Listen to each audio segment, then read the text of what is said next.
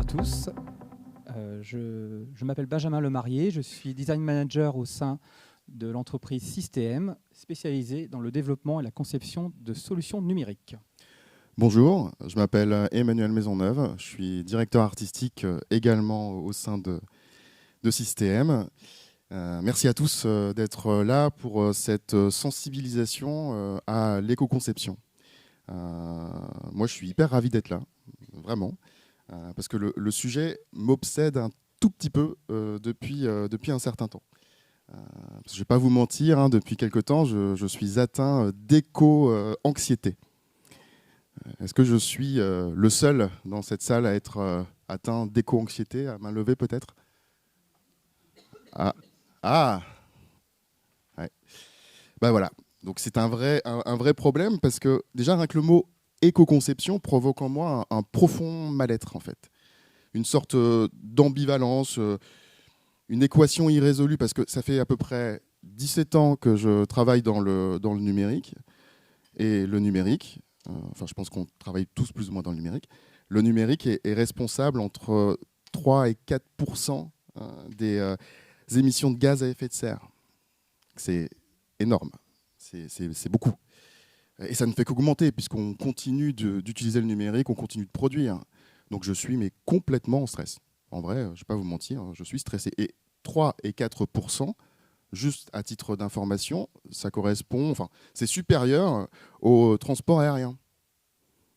Donc voilà. Donc le numérique est responsable d'une part croissante des émissions de gaz, ça on le sait, mais les équipements numériques, les serveurs, les infrastructures qui permettent le bon fonctionnement consomment davantage de ressources naturelles, d'électricité, de matières premières, etc. Donc la consommation augmente de 14%. Donc tu comprends bien que je sois complètement éco-anxieux. Tous ces chiffres proviennent de l'ADEME et de l'ARCEP. Et ça illustre bien le fait qu'en fait, on pollue beaucoup et qu'il faut vraiment réagir. Alors moi, j'essaye de faire des efforts au quotidien. J'essaye, mais je ne sais vraiment pas par où commencer, en fait. On me dit qu'il y a une pollution numérique qu'il faudrait réduire. Ok, pas de problème. Mais on commence par quoi? Enfin, faut que j'arrête d'aller sur Internet. Il faut que j'arrête de produire, de faire des sites Internet. Il faut que je coupe la 5G. Je suis complètement déboussolé, en fait. Il faut que j'arrête Instagram. Enfin, moi, Instagram, c'est un peu ma vie. Donc, ça me pose vraiment problème. Je ne sais pas si tu te rends compte, Benjamin, en fait. En 95, le poids d'une page web était de 14 kilooctets. En 2022, on est passé à 2300 kilooctets. Donc, on a explosé. Comment est-ce que je peux continuer de bosser dans le numérique tout en sachant tout ça? Manu, alors je t'arrête tout de suite. Clairement, faut déstresser un peu. Ok, on a mauvaise presse. Le secteur du numérique, pendant quelques décennies, a peu fait le con. On a un peu fait les cons quand même. Bon, pas nous, parce qu'on n'est pas très vieux. Mais on a conscience aujourd'hui qu'il faut se réveiller quand même. Je te rassure là-dessus, vraiment le secteur, nous les animateurs, les professionnels du numérique, on a vraiment besoin de se sentir concernés pour l'avenir. Et bien sûr, notre métier, on croit encore, on pense qu'il peut être utile. On pense qu'il y a encore des opportunités de développement grâce à nous. Et donc, pour moi, j'ai presque envie de te dire, aujourd'hui, il y a tout est mis en place pour que demain, on se réveille. Et pour ça, il y a quelque chose qui est apparu il y a quelque temps, que je trouve vraiment intéressant, qu'on va essayer de développer aujourd'hui devant vous, c'est une nouvelle démarche qui s'appelle le numérique responsable. Le numérique responsable, c'est quoi? Alors attends, je vais t'aider. Tac. Non. C'est quelque chose qui fonctionne. Déjà. Alors, ça marchera mieux? Non. Alors je crains que ça ne fonctionne pas tout à fait, voire pas du tout. Après, ce qui est bien dans le numérique responsable, c'est qu'on peut s'alléger de choses. Voilà, exactement. Donc en fait, on va faire 100. On n'est quand même pas contre d'avoir un peu d'aide quand même. Mais en gros, le numérique responsable, c'est ce qui se cache derrière un peu tous ces informations qui nous permettent, nous, spécialistes, animateurs, acteurs du numérique, ce qui nous permet aujourd'hui de nous sensibiliser, de nous responsabiliser, nous faire comprendre à nous que toute action, toute décision que l'on prend a forcément un impact environnemental. C'est un sujet vraiment, le numérique responsable, qui à mes yeux, c'est un peu la base. L'éco-conception fait partie du numérique responsable. Donc forcément, déjà toi, si tu veux te rassurer, il faut déjà que tu te renseignes sur le numérique responsable quand même, parce que ça va vraiment te faire du bien. Et je vais où pour me renseigner sur... Tu vas sur un MOOC, par exemple, que je trouvais intéressant, qui s'appelle de l'INR, l'Institut numérique responsable. Ça dure 30 minutes. Je vous conseille à y aller, c'est vraiment sympa. Je me permets d'insister, Ben. L'ADEME nous dit qu'une page web peut engendrer 1,76 grammes de CO2 par vue. Donc, imagine, tu as 10 000 vues par mois. Tu multiplies. Ça te fait 211 kg de CO2 par an. Alors, je pense que tu vois pas trop à quoi ça correspond, mais je vais t'aider. À 547 kg d'ordures ménagères, 11 jours de chauffage en hiver, ou 1100 km en voiture thermique. Donc, juste pour 10 000 vues. Alors oui, 10 000 vues. Juste pour 10 000 vues. Alors 10 000 vues, peut-être pour certains qui sont ici, c'est énorme et ça vaut le coup. Moi, ça me fait halluciner quand même. Mais bon, bref. Oui, le numérique apporte plein de problèmes, mais aussi plein de solutions. Donc voilà, la petite image sympa du numérique responsable. C'est que grâce au numérique responsable, on peut demain rapprocher les gens. Grâce au numérique, on peut créer de nouvelles économies avec moins d'impact environnemental. On peut créer de l'emploi. On peut optimiser nos consommations d'énergie. On peut donner accès à l'information. Et ça, c'est vraiment important, parce que qui dit donner accès à l'information, dit surtout que, moi, j'aime bien ce sujet-là, vous allez en entendre parler pendant toute la matinée, c'est que ça crée, le numérique est un vecteur d'inclusion. Et ça, franchement, c'est super important, parce que pour tout ce qui est handicap visuel, auditif, le numérique peut jouer un rôle, et vous le savez, je pense tous, et ça s'appelle l'accessibilité numérique. Sur l'inclusion, ce qu'il faut savoir, c'est qu'en France, 10% des personnes sont en situation de handicap. Ça peut augmenter si on inclut les personnes qui sont en situation de handicap liées à la vieillesse. Ça peut aller jusqu'à 25%. Mais force est de constater qu'aujourd'hui, très peu de sites sont optimisés pour ces publics-là. Donc on fait quoi ? Pour moi, il faut monter en exigence. C'est un vrai défi. Ça va être un vrai défi pour nous tous, tous les acteurs, parce qu'il n'y a pas que les designers, il n'y a pas que les développeurs. C'est vraiment pour tous les acteurs qui tournent autour de la conception de solutions numériques. Il va falloir concevoir différemment. Il va falloir concevoir avec une exigence de ne conserver que l'utile, que ce qui est utilisable et vraiment utilisé. Utile, utilisable, utilisé. Retenez bien ça. Il faut garder le meilleur. C'est là que la notion de frugalité, de sobriété interviennent. Je sais que ça va te faire peur. Oui, alors quand tu me parles de frugalité, etc., mes oreilles sifflent un petit peu parce que moi, en tant que designer, effectivement, j'ai tendance à enrichir mes interfaces de visuels, de créa, de contenu riche, d'animation, etc. Mais il ne faut quand même pas oublier qu'on a vraiment besoin du numérique pour faire un site internet. On a besoin de mettre en place beaucoup de choses. On a besoin, comme je viens de le dire, de mettre en place toute l'imagerie de l'entreprise. On a besoin de développer les contenus, les animations, on a besoin de déployer les serveurs, de travailler le SEO, de le rendre riche pour Google, les opérations marketing, les bannières, les communications à peu près partout. Toutes ces réunions, tu l'évoquais tout à l'heure, les visios, les points, les briefs, les machins, tout ça, ça consomme. Oui, ça consomme, mais ça marche pas. Oui, tout ça, ça consomme. Et il faut bien avoir conscience, comme j'ai dit tout à l'heure, le plus important, c'est de garder le meilleur. Garder le meilleur, c'est quoi ? C'est faire des compromis. C'est trouver l'équilibre gagnant. Et c'est produire du numérique performant. Ça, c'est un peu le discours qu'on tient, nous, chez CTM. C'est vraiment la logique, c'est surtout être performant parce qu'au final, là, tu avais peur du mot sobriété tout à l'heure. La sobriété numérique, c'est surtout pas renoncer au numérique. C'est plutôt aller vers un usage raisonné de celui-ci. Par rapport à ce que tu as dit tout à l'heure, sur tout ce qui est gestion de contenu, SEO, le message à passer, à véhiculer avec tout ce qui est lié à l'identité de marque, retenez un truc, il faut surtout faire moins, mais mieux. Donc c'est pas mal de faire mieux. Dans tous les cas, c'est gagnant. Et donc tout va aller sur une logique de compromis. C'est quoi faire moins? Par exemple, sur le sujet, tu parlais des images, moins d'images inutiles, ça veut dire surtout ça. Ça ne veut pas dire pas d'images, ça veut dire moins d'images inutiles qui n'ont pas de sens, voilà. Et moins de vidéos inutiles. Et sur ce point-là, je tiens à insister, ce n'est pas la mort de la vidéo. Il ne faut surtout pas se dire que fini la vidéo.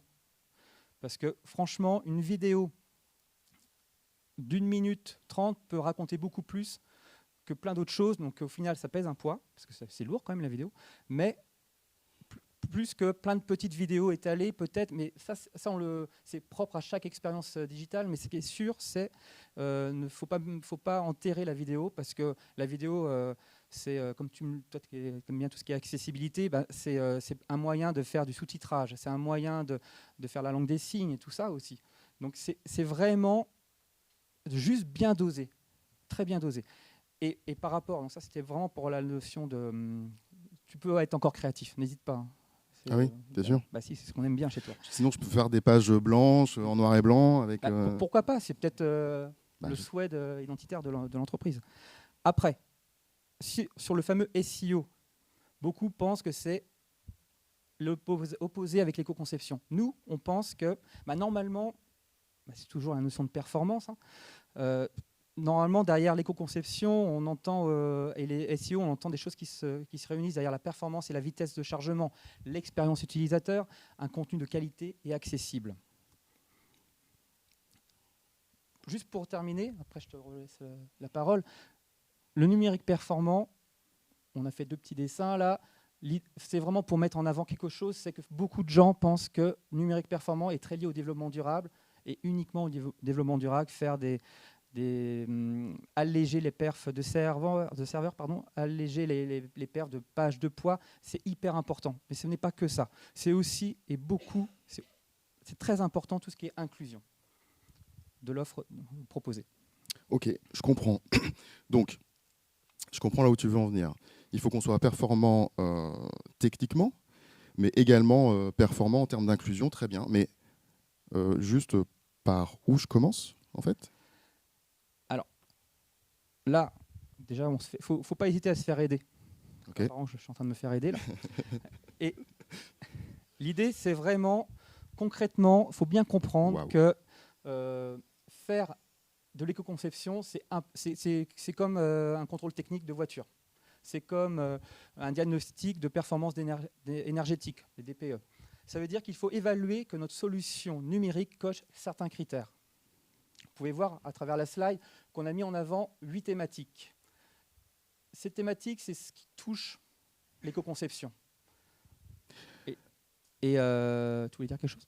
Oui, c'est-à-dire que si tu prends en compte toutes ces thématiques-là, ça balaye tout le spectre de l'éco-conception, en fait. C'est ça. Si tu te questionnes là-dessus, normalement... Voilà, l'objectif, c'est que chaque thématique a des critères. Et l'objectif, c'est de pouvoir se dire où on se situe par rapport à tous ces critères. Je vais essayer rapidement, mais j'ai fait un choix de quelques... Je vais essayer d'être pas trop long sur ce sujet-là. J'ai des exemples de critères par rapport à des thématiques. Si on prend l'exemple de la stratégie, l'idée qui se cache derrière la stratégie, c'est d'essayer de répondre à la question, c'est un des critères, le service numérique a-t-il défini ses cibles utilisatrices? Ce qu'il faut entendre là-dedans, c'est un peu de bon sens. C'est inviter, motiver tous les concepteurs, toutes les personnes qui réfléchissent à une solution à surtout bien définir leur persona, leur utilisateur. Parce qu'en gros, après, il va falloir calibrer l'expérience, dimensionner correctement l'expérience pour ne garder que l'utile. Donc, pour ne garder que l'utile, il faut savoir à qui on veut être utile. Et pas au tout venant. Et pas au tout venant. Non, j'ai presque envie de dire, des fois, ça peut être très large. Hein. Ouais. Selon l'expérience qu'on veut, ça peut être, on peut avoir des personas beaucoup de catégories. Mais ce qu'il faut être sûr, c'est en avoir conscience. Autre thématique, les spécifications. C'est un des critères pour vérifier si le service a prévu de conserver ou pas uniquement les éléments utilisés. En gros, ce qu'il faut entendre par là, c'est que surtout s'assurer qu'on n'ait pas mis en place des éléments qui vont être utilisés que ponctuellement ou rarement ou pas du tout. Donc c'est être sûr que là on a bien la maîtrise de tout ça. Sur la thématique architecture, on s'assure que le service numérique fonctionne sur une architecture capable d'adapter les ressources. C'est ça le plus important. Il faut s'assurer de ça. Il faut s'assurer qu'on puisse avoir une architecture bien dimensionnée, pas surdimensionnée. J'ai lu un truc là-dessus.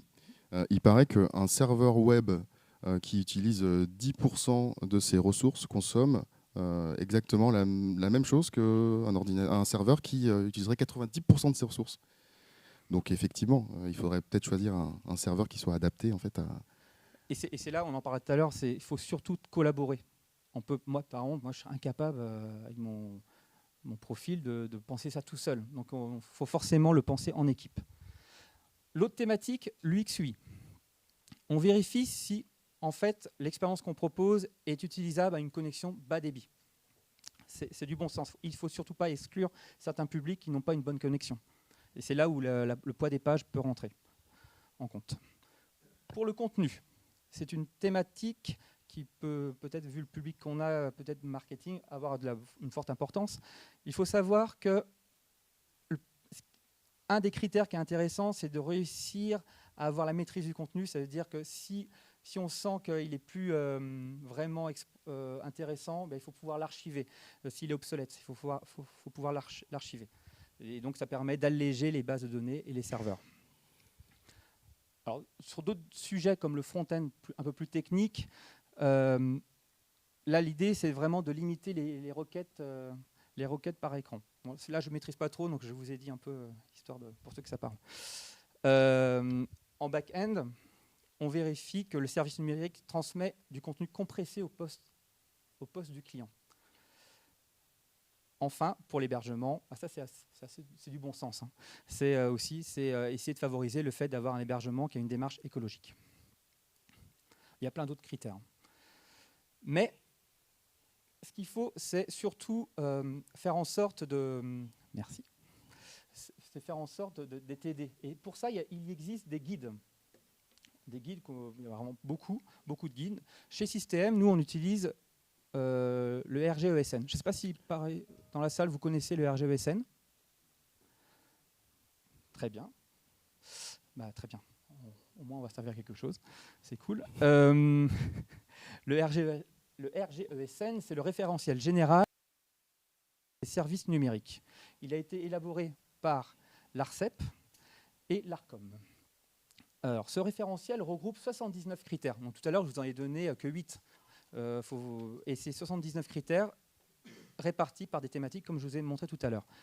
Il est possible, via ce référentiel, de générer un score.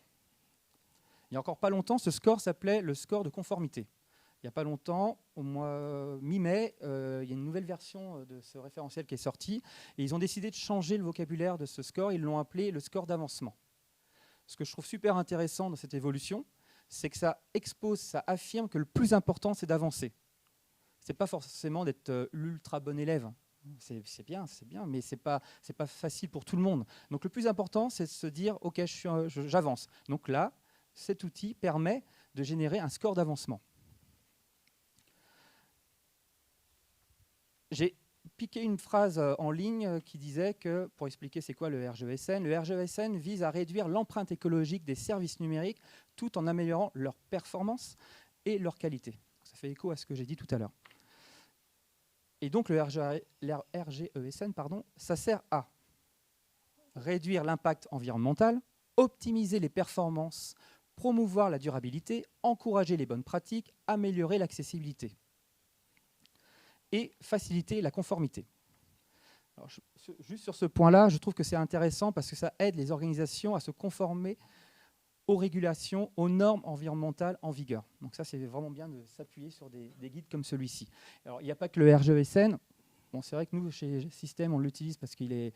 Bon, et en plus, il vient d'être réactualisé, donc il est intéressant. Mais il y a d'autres outils comme l'Association des designers éthiques, qui vient, il travaille sur tous ces sujets d'éco-conception, d'accessibilité et d'éthique autour du numérique. Je vous invite fortement, pour ceux qui ne connaissent pas, à aller voir sur Internet. Et pour info, ils viennent de mettre en place une antenne à Rennes il y a quelques jours. Donc pour ceux qui veulent faire les curieux, allez-y. Et sinon, il y a un autre exemple, il y a le guide de référence 491, le GR 491, qui est quasiment l'équivalent du RGESN. Il y a beaucoup plus de critères. Donc c'est un peu plus riche, mais c'est très intéressant. Sur ce point, moi, ce que je trouve vraiment important à avoir en tête, c'est grâce à ces guides, grâce à ces outils, l'idée, c'est de se dire qu'on peut éventuellement, si on est motivé, intéressé, s'auto-évaluer. Ça, c'est déjà... Alors, si vous ne vous sentez pas câblé pour le faire parce que voilà, ça vous semble un peu compliqué, l'idée, c'est vraiment de faire l'effort d'y aller. Donc, il faut peut-être faire appel à un prestataire. Mais voilà, l'idée, c'est vraiment de s'évaluer. Alors, moi, à titre personnel, j'utilise déjà le RGAA. Donc, c'est le référentiel général d'amélioration de l'accessibilité. C'est assez technique, en fait. C'est un ensemble de normes et de recommandations qui visent à rendre les services de communication et les services numériques en ligne accessibles à tout le monde, y compris aux personnes qui sont en situation de handicap. Bon, je ne vais pas vous faire l'historique du RGAA, mais sachez qu'il se base sur les directives du W3C qui régissent un petit peu l'Internet dans le monde. Donc, moi, j'utilise déjà ce référentiel-là. Est-ce qu'il faut que je me forme également au RGESN? Alors les deux, mon colonel, c'est important. C'est important. C'est vraiment important parce que faut voir ça plutôt comme un cercle vertueux. Et ça marche pas. Pourquoi? Parce qu'en gros, il n'est pas concevable d'avoir une démarche d'éco-conception sans accessibilité numérique. C'est tout ce qui est un peu inclusion, comme on parlait tout à l'heure. Et donc, ce que j'ai mis en avant à travers cette slide, c'est surtout voir c'est quoi ce cercle vertueux. C'est que le numérique responsable, quand on veut se donner les moyens, il faut aller voir au-delà de l'éco-conception, il faut aller voir au-delà de l'accessibilité, il faut aller vers la sécurité. Alors, je sais que chez nous, chez Système, on a vraiment intégré ça parce qu'on pense que toute la dimension de cybersécurité est vraiment importante dans ce numérique responsable. Et sinon, il y a aussi l'interopérabilité, j'ai réussi à le dire, protection des données personnelles avec le RGPD et la gestion des archives. Tout ça, c'est vraiment, c'est essayer d'y penser à chaque fois. Et heureusement, il y a des guides comme le RGESN pour nous aider à avancer sur ces sujets-là. Voilà, donc là, je vais boire un petit coup tout à l'heure. Mais tiens, juste pour t'occuper, oui. Comment tu te sens maintenant ? Écoute, ça va beaucoup mieux. Je sais pas vous, mais moi ça va.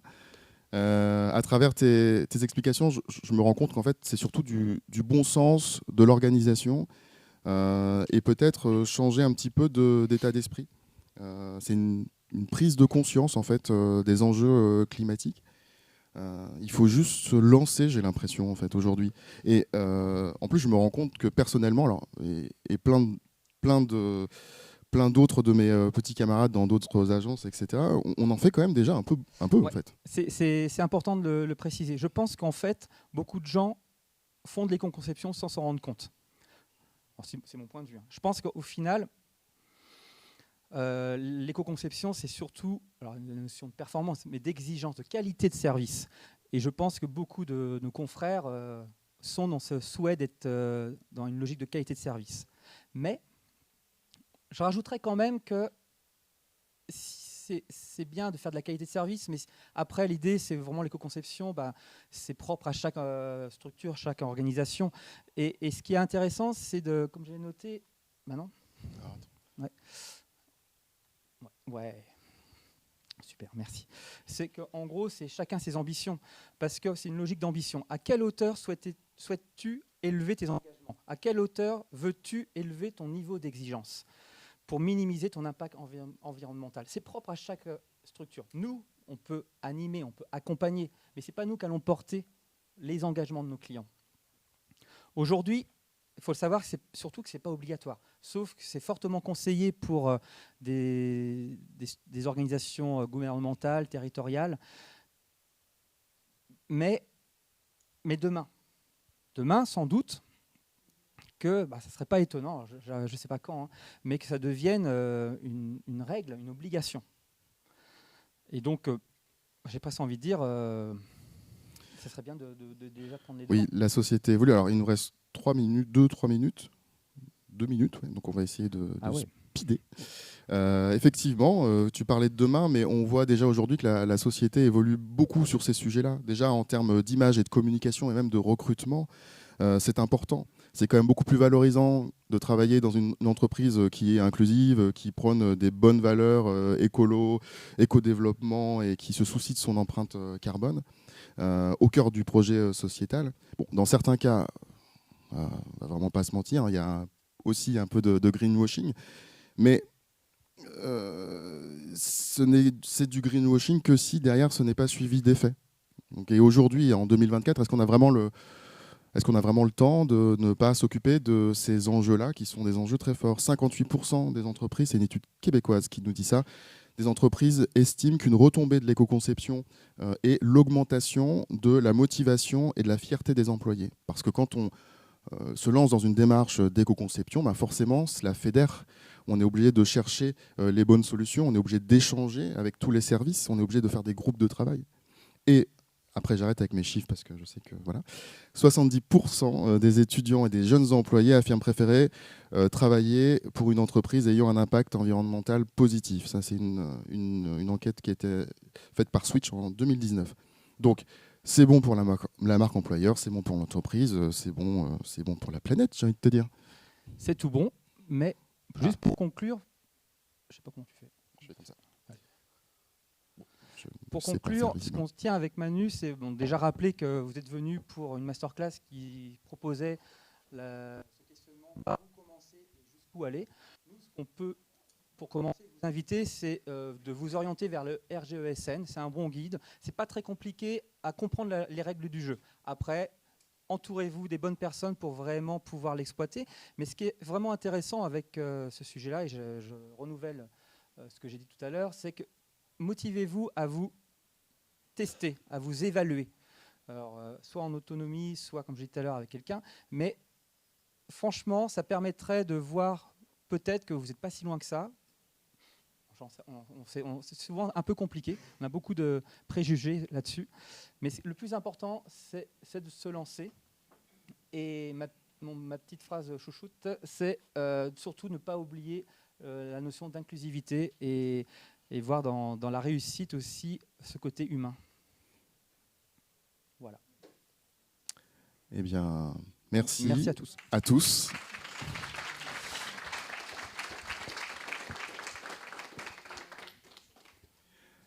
Est-ce que vous avez des questions ?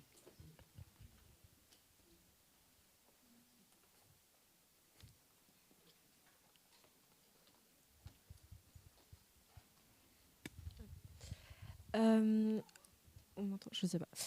On voit souvent maintenant sur les sites web, sur certains, un petit bouton en haut qui permet de passer un site en mode responsable ou éco-conception. Est-ce que c'est vraiment de l'éco-conception ou c'est une façade ? Alors, normalement, sur ce sujet-là, oui, on le voit de temps en temps. De ce que j'ai pu, c'est chacun à son approche. Moi, je pense que faut pas avoir le cul entre deux chaises. Mais ça, c'est mon point de vue. C'est soit on la joue, parce qu'au final, on ne demande pas à être forcément ultra léger. Il ne faut pas chercher forcément l'extrême. Mais voilà, après, je ne sais pas ce que... Il y a quand même, quand on passe un site en mode sombre, il y a quand même une consommation limitée en fait, parce que certaines couleurs consomment beaucoup plus que d'autres. Donc c'est pas, sur le fond, c'est pas inintéressant, mais là où je te rejoins vraiment, c'est que autant y aller, franchement, autant vraiment concevoir de zéro plutôt que ce petit gadget en fait. Voilà.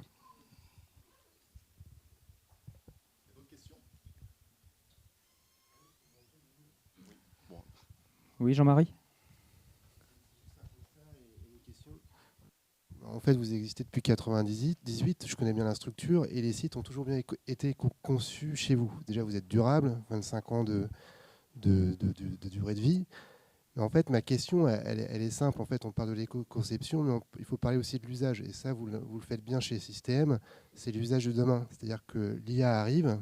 Vous allez mettre des moteurs d'IA sur les moteurs interopérables. La question va se gérer sur comment je vais intégrer cette IA, qui consomme beaucoup d'eau, avec l'interopérabilité que je vais avoir sur mon système d'information. Parce que le cœur va être là. Donc, on va aussi toucher à l'organisation derrière. Et donc, à ces sujets-là qui sont super forts pour demain, quoi. Alors, sur le sujet de l'IA, on se pose beaucoup de questions. On est vraiment en apprentissage depuis un an et demi. Clairement, chez Système, on en fait quelque chose qu'on veut vraiment apprendre et mûrir. Et sincèrement, on l'a vu qu'il y a vraiment des axes d'amélioration assez gagnantes sur la qualité du code. Ça permet efficacement d'optimiser le code. Donc ça, l'éco-conception apprécie bien. Mais aussi dans la logique d'organisation, dans le processus de création. Pour nous, aujourd'hui, même si on n'a pas assez de recul, on trouve que c'est gagnant. Parce que dans la logique de garder que le meilleur, ça nous aide un petit peu. Après, on reste vigilant sur le sujet.